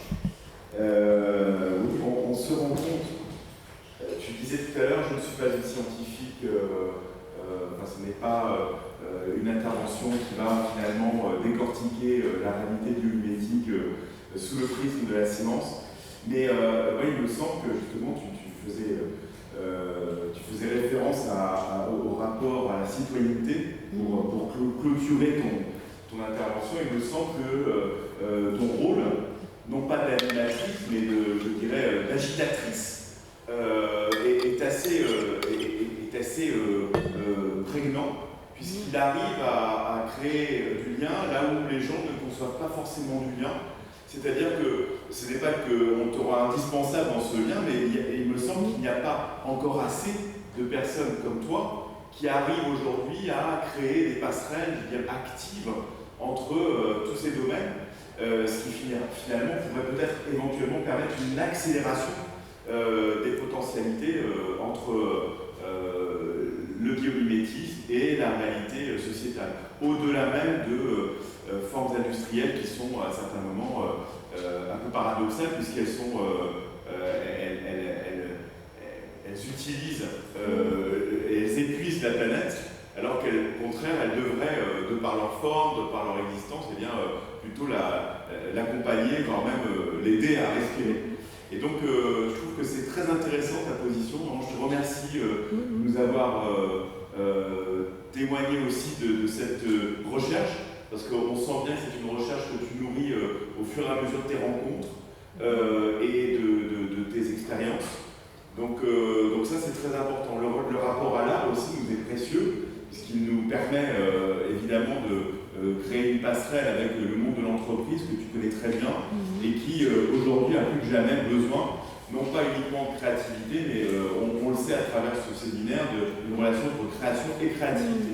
Et donc c'est ce lien un peu entre les certitudes, le cahier des charges et l'incertitude, la création qui finalement doit rester incertaine, que nous essayons de mettre en perspective et que nous retrouvons, je pense, à travers cette intervention qui est vraiment, je pense, très importante dans le parcours des étudiants qui sont présents aujourd'hui dans le cadre de cette conférence.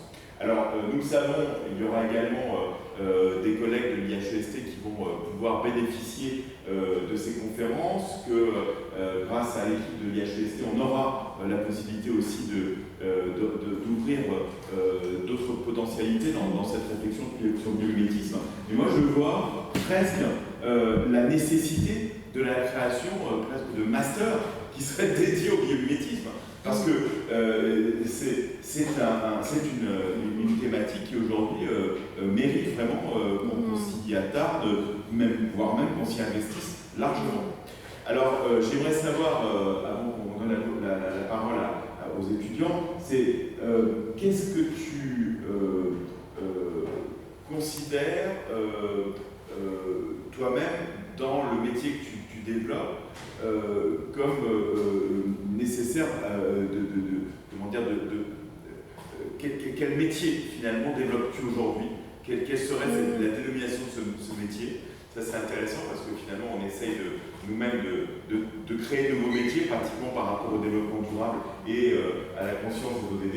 Donc quel serait le métier que tu pourrais finalement véhiculer? Et puis comment vois-tu la position de lobbying de ce genre parce que tu citais tout à l'heure le Sénat, l'Assemblée nationale, l'importance des politiques dans ce dispositif, puisqu'il s'agit aussi de faire passer des lois qui vont en faveur du biomimétisme.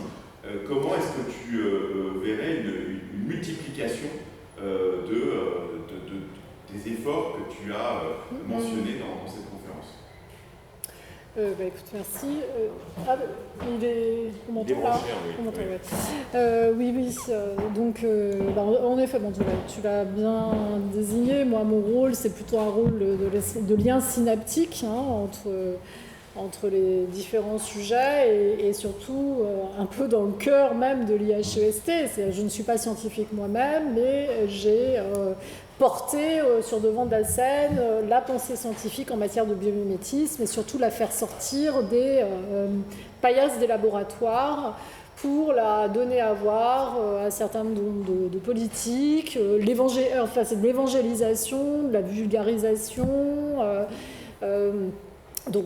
qui avait été démarrée avec le CBIOS et notamment avec Biomime Expo. Je vous invite à aller voir la semaine du 27 et 28 octobre à la Cité des Sciences, où là vous voyez tout un tas de technos, justement bien inspirés des conférences, etc. Le mardi et mercredi, voilà, d'octobre. Et c'est vrai que moi, mon rôle, j'en vis pas suffisamment, c'est un rôle justement de mise mise en avant du biomimétisme et se poser les questions de son essor. Et donc, c'est bien ce que je disais, il y a un certain nombre d'étapes sur cette feuille de route nationale, puisque le CBIOS, le CBIOS, c'est essentiellement des ingénieurs biologistes, et des ingénieurs matériaux, des neurosciences, et des designers qui travaillent beaucoup avec le Muséum d'histoire naturelle. Et ce que le muséum m'a dit quand j'ai produit le fameux rapport avec les tentacules, notamment de pieuvre, bleu, là, issu de la journée chez France Stratégie, le patron des départements d'adaptation au vivant, qui est Shan Shan Shan, me disait c'est un rapport qui fera date, parce que nous, on n'a jamais été capable de pré-mâcher notre sauce à nous, en fait, et puis de la donner à voir et d'établir un plan d'action. Et ça a permis, je pense, simplement de faire ce rôle toujours de lien synaptique pour donner à voir le travail des scientifiques et surtout de faire prendre conscience qu'on est assis sur un tas d'or qu'on sous-potentialise. Et pendant ce temps-là, c'est exactement le même problématique que l'intelligence artificielle, c'est-à-dire l'IA. Les Américains, les Chinois, les GAFAM, les BATX ont avancé à pas vraiment de géants, là où nous, on est devenu ridicule et on n'est même pas capable de travailler sur une souveraineté nationale en matière d'IA parce que la capitalisation boursière, même si on rassemblait Thales, Safran, etc., ne serait pas équivalente. Et bien sur le biomimétisme, c'est un peu comme l'IA. C'est pire, parce que l'IA, c'est aussi transversal, donc ça ne rentre pas dans les cases, et donc c'est compliqué de faire atterrir ça, et surtout, il y a un double discours chez les scientifiques et les chercheurs, c'est-à-dire qu'ils veulent une reconnaissance du biomimétisme, mais en même temps, il ne faut pas que ça soit au détriment de l'enveloppe déjà allouée à la recherche scientifique sur leur propre discipline. Donc si ça vient cannibaliser les autres disciplines, pour devenir une proto-discipline, on rajoute un problème à un problème. Donc c'est quelque chose d'assez insoluble. Et en même temps, on voit que toutes les deep tech travaillent à marche forcée sur un certain nombre de projets bio-inspirés et que des boîtes de la bio-inspiration ne se revendiquaient pas de la bio-inspiration parce qu'au début, ce n'était pas connu. Maintenant, elles le font. Donc on a ce mouvement-là progressif, on a les cabinets, on a maintenant les députés, les sénateurs qui sont au courant du sujet.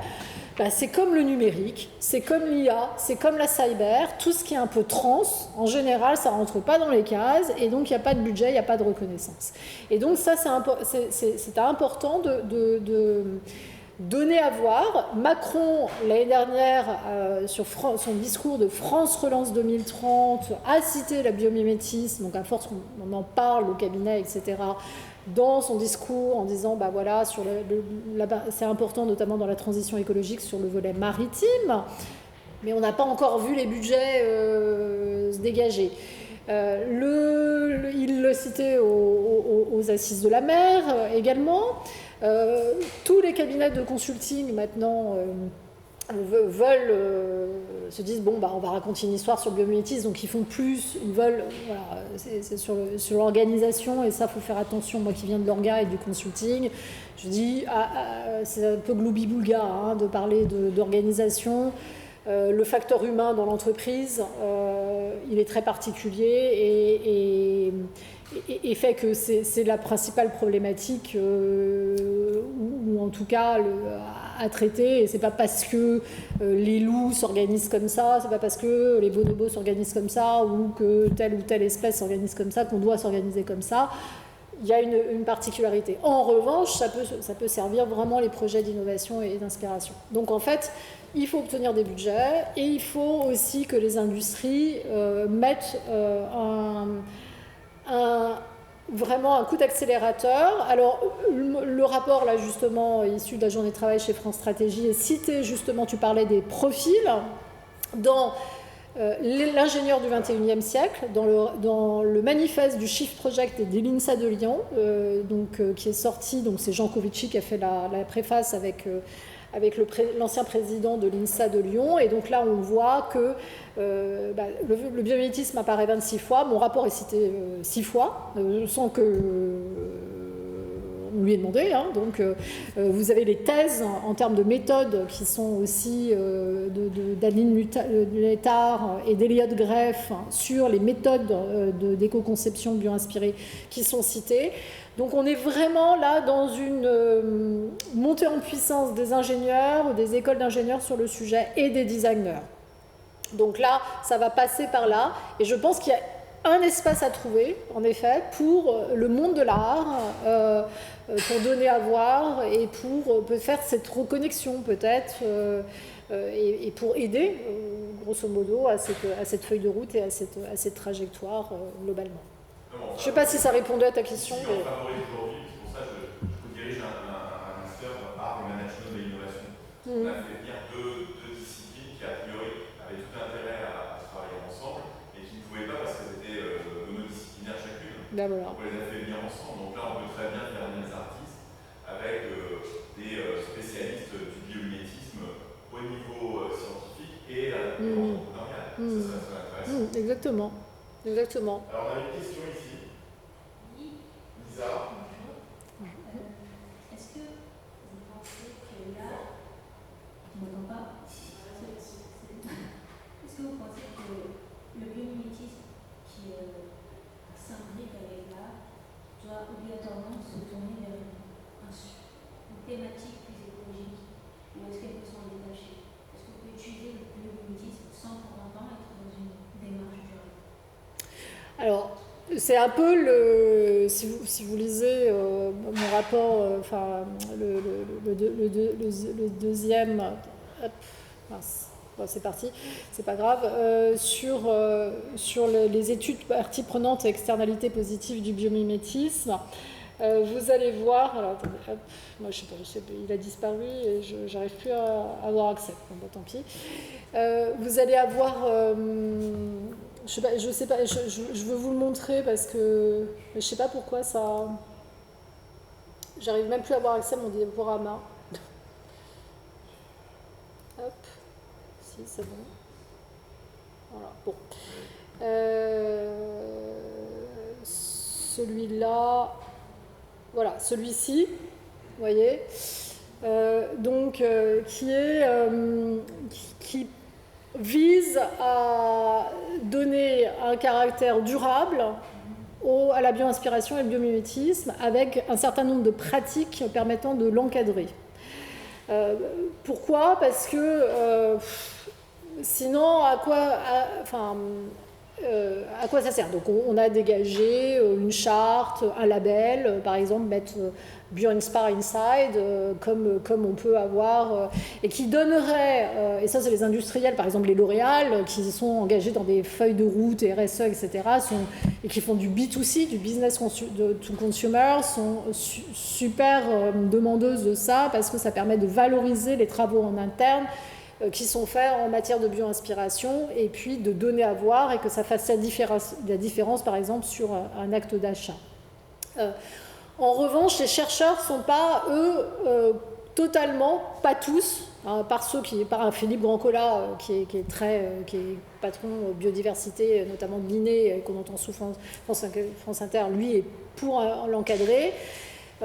D'autres ne sont pas pour l'encadrer parce que c'est contraire à la pratique libre de la recherche. Donc de se dire, on essaye et on ne sait pas ce qu'on va trouver et on voit après. Et donc il ne faut pas viser absolument une externalité et un objectif de durabilité dans la pratique du biomimétisme. Donc c'est pareil dans l'art, on pourrait se dire c'est la même chose. C'est pas la même chose. En revanche, si on veut faire reconnaître le biomimétisme, si on veut que ça s'intègre, là c'est mon côté politique qui va dire ça, si on veut que ça l'intègre dans les masters, si on veut que ça en fasse vraiment un game changer dans l'industrie, dans les écoles, etc., il faut quand même lui donner une portance en matière de transition écologique et de préservation de la biodiversité, parce que sinon ça sera un truc en plus qui sera peut-être pas utile. Et puis à l'heure d'aujourd'hui, je pense qu'il y a encore une trajectoire pour l'art pour mieux faire. J'ai pas l'impression que dans le domaine de l'art, globalement les pratiques soient très vertueuses pour toutes, même s'il y a des progrès.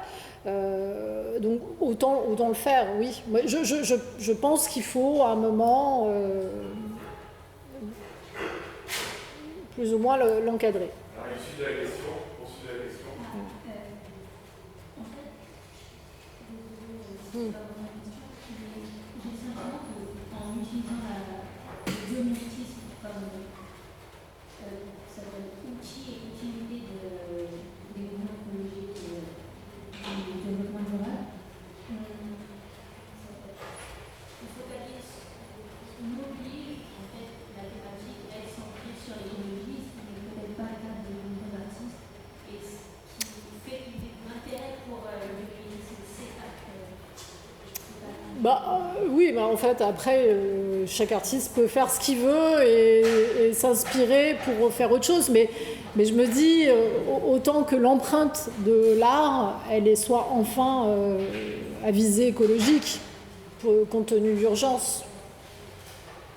Est-ce qu'il y a des exemples non portés sur l'écologie qui utiliseraient le biomimétisme pour inspirer les artistes?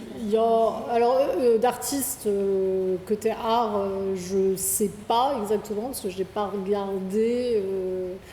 Il n'y a pas une, comme je vous l'ai montré, il n'y a pas une pratique bio-inspirée aujourd'hui dans le domaine de l'art, ou alors, il faut faire une recherche plus approfondie sur certaines sculptures, etc., parce que bien évidemment, il y a de la forme, sauf pour l'architecture. Mais de l'architecture, comme je vous l'ai montré sur le label, se veut d'être une architecture bio-inspirée urbaine qui réponde à ces objectifs de durabilité. Donc, je veux dire, ça serait dommage de ne pas le faire, en fait. Chacun est libre de faire comme il veut, mais ça serait dommage de ne pas le faire, et puis, compte tenu de l'urgence. Oui, moi c'est ça ma question, c'est plus une remarque, mais plus une question aussi. Pourquoi faire du biomimétisme si on ne s'intéresse pas à l'écologie, à la durabilité? Parce que si on s'intéresse à la nature, ça va faire des meilleurs. Moi je trouve que c'est un peu un non-sens et une aberration vide, mais même dans tout ce qu'on fait en fait.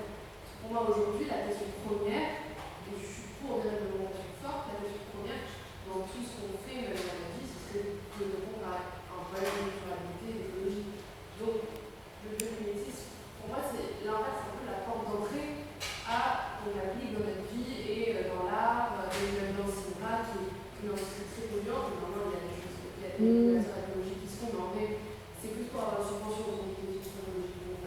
Mais ce biomimétisme, pour moi, ça doit pas rentrer sur ça. Est-ce que vous, dans vos écrits, dans vos travaux, dans tout ça, par exemple, vous utilisez un peu ça, le biomimétisme comme porte d'entrée? C'est ça, c'est le rapport, le deuxième, là. Ok, donc ça va.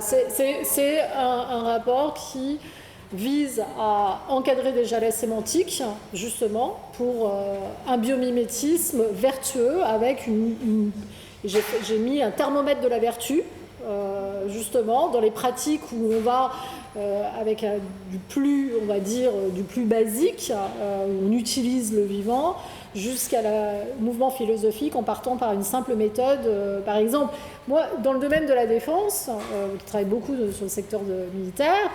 Ça fait des années qu'ils s'inspirent, mais sans se revendiquer, de la bio-inspiration pour pouvoir avoir par exemple, faire de la furtivité, du camouflage, de l'aérodynamisme. Maintenant, ils se disent, en même temps, ça peut être, si c'est mieux, si ça nous permet de réduire notre empreinte carbone, de diminuer la consommation de matière en allégeant, mais avant tout, le premier objectif, c'est un objectif de supériorité opérationnelle. Donc c'est de la performance dans un premier temps par rapport au métier. Après, oui. Donc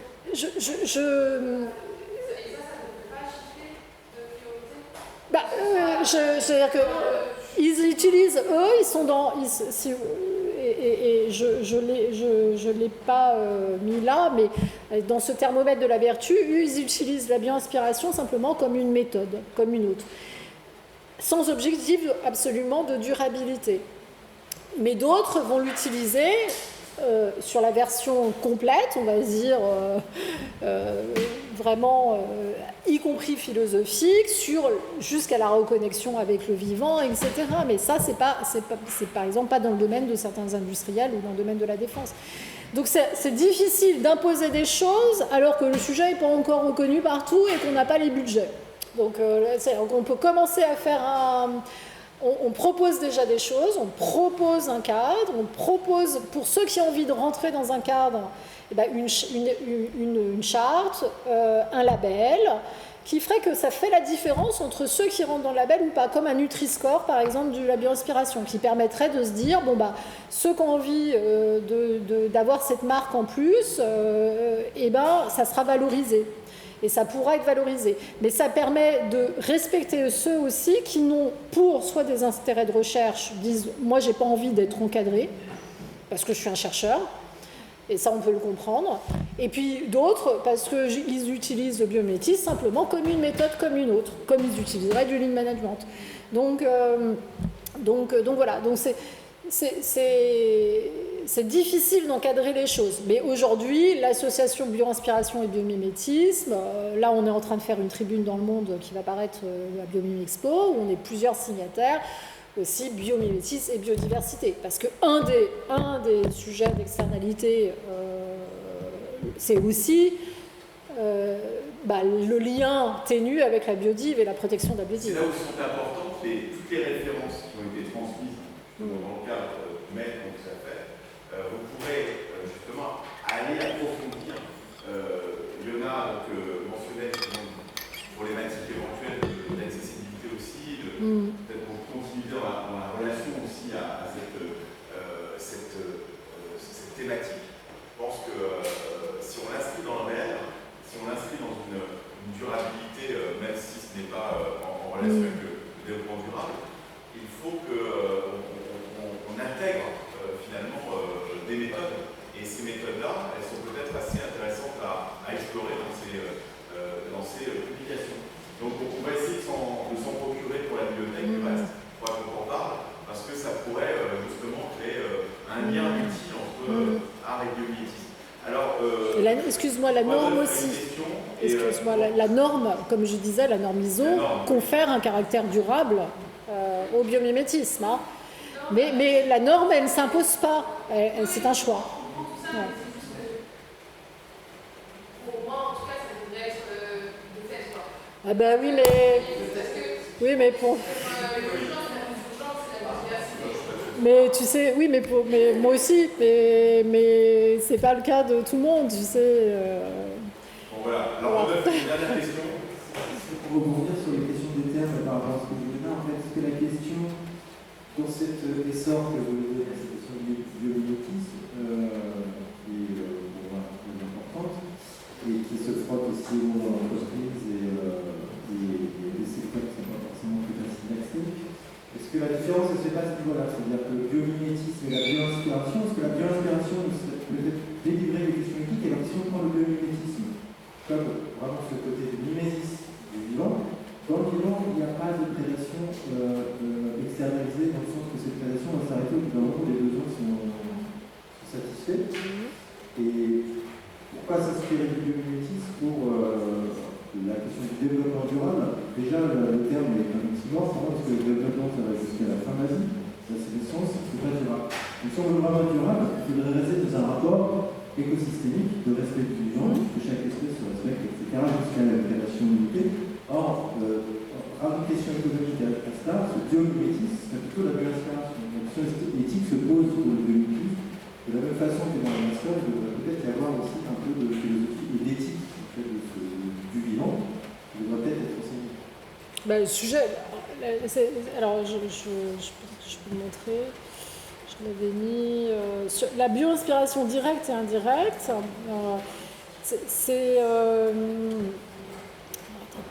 J'arrive pas à la voir, je sais pas pourquoi, ça me saute comme je disais, ce qui relève par exemple de la bioinspiration très directe, c'est l'intervention sur le vivant. Vous mettez les OGM. Pour moi, quand j'ai interviewé sur mon étude partie prenante L'ancien ministre de l'Agriculture, Levasseur, il m'a dit, pour moi, les OGM, c'est du biomimétisme. Voilà. Donc, mais ça, par exemple, moi, tout ce qui est intervention sur le vivant, je recommande de le sortir de la pratique biomimétique et de commencer simplement à, éventuellement, utiliser le vivant, c'est-à-dire au sens biosourcing, biocontrôle, dans le domaine de l'agroécologie, par exemple, et puis ensuite, la véritable bioinspiration, donc plus on est dans un caractère de... Mais par exemple, pour l'industrie de l'armement, par exemple, ça pose une vraie question. Donc, est-ce que c'est l'inspiration? C'est ce que je dis. Non, mais enfin, la notion de bioinspiration, mais le biomimétisme, c'est ce que je dis, c'est qu'en fait, c'est un peu le terme qui englobe beaucoup de choses. La bioinspiration, c'est vraiment le gradient. Et donc, à partir du moment où on observe le vivant, on est dans une démarche de bioinspiration. Donc, moi, j'observe le vivant pour pouvoir regarder le bombix de Murier et sa capacité à pouvoir, je ne sais pas, détecter des femelles à 12 km et que je m'en sers pour, si je suis le PFL, pour pouvoir faire de la détection de molécules toxiques. Il s'en fout que ça soit mais c'est un caractère éthique puisqu'il veut chercher en même temps à détecter des bombes ou des molécules toxiques. Je ne peux pas l'empêcher de faire une pratique bio-inspirée dans sa démarche, mais ça sera une démarche où la bio-inspiration, en fait le biomimétisme, ça pour le coup, est vraiment une méthode comme une autre, c'est-à-dire d'observation du vivant. Je veux dire, c'est qu'à partir de ces parties très scientifiques, d'études, sur des trucs, Ouais. mais aussi la partie éthique du biomimétisme qui n'est peut-être pas assez... Si dans ce sujet, c'est pour ça qu'on propose une charte et on propose vraiment un cadre éthique avec, sur ce sujet-là. Mais tout le monde ne va pas vouloir y rentrer. Et ça fait partie de cette tribune. Il y a une charte qui a été notamment dans la charte éthique a été, enfin la charte, le cadre éthique pour un biomimétisme éthique, c'est Emmanuel Delannoy qui a été un des premiers à l'écrire dans son bouquin. Et il a fait une charte, enfin on a été plusieurs signataires déjà il y a 2 ans, mais au final ça n'engage personne. À partir du moment où c'est pas reconnu dans les écoles, c'est pas reconnu dans les établissements de recherche, voilà, qu'il n'y a pas de financement dans les politiques publiques, qu'on fasse du... Oui, enfin... voilà, non mais voilà, je pense que c'est ça. Mais après, c'est comme tout, ça rentrera... plus les gens voudront... Enfin, moi, tous les étudiants qui viennent me voir pour pouvoir... Enfin, en master M2, par exemple, pour être stagiaire... C'est des super-héros, c'est du Central, c'est l'école des mines, et ils ont tous, notamment les super-héros, leur première volonté, c'est que je veux travailler dans la bioinspiration parce que je suis quand même fou d'aéronautique, mais je veux faire un aéronautique avec des objectifs de durabilité derrière. Donc, l'intention, elle est là. Surtout chez les jeunes, l'intention, elle est là. En tout cas, on voit qu'il y a une grande défenseur de cette question. Et je pense que c'est très important aujourd'hui de pousser le sujet. Donc beaucoup de paramètres sont évoqués. Merci beaucoup Christelle pour cette intervention, ça nous a vraiment inspiré.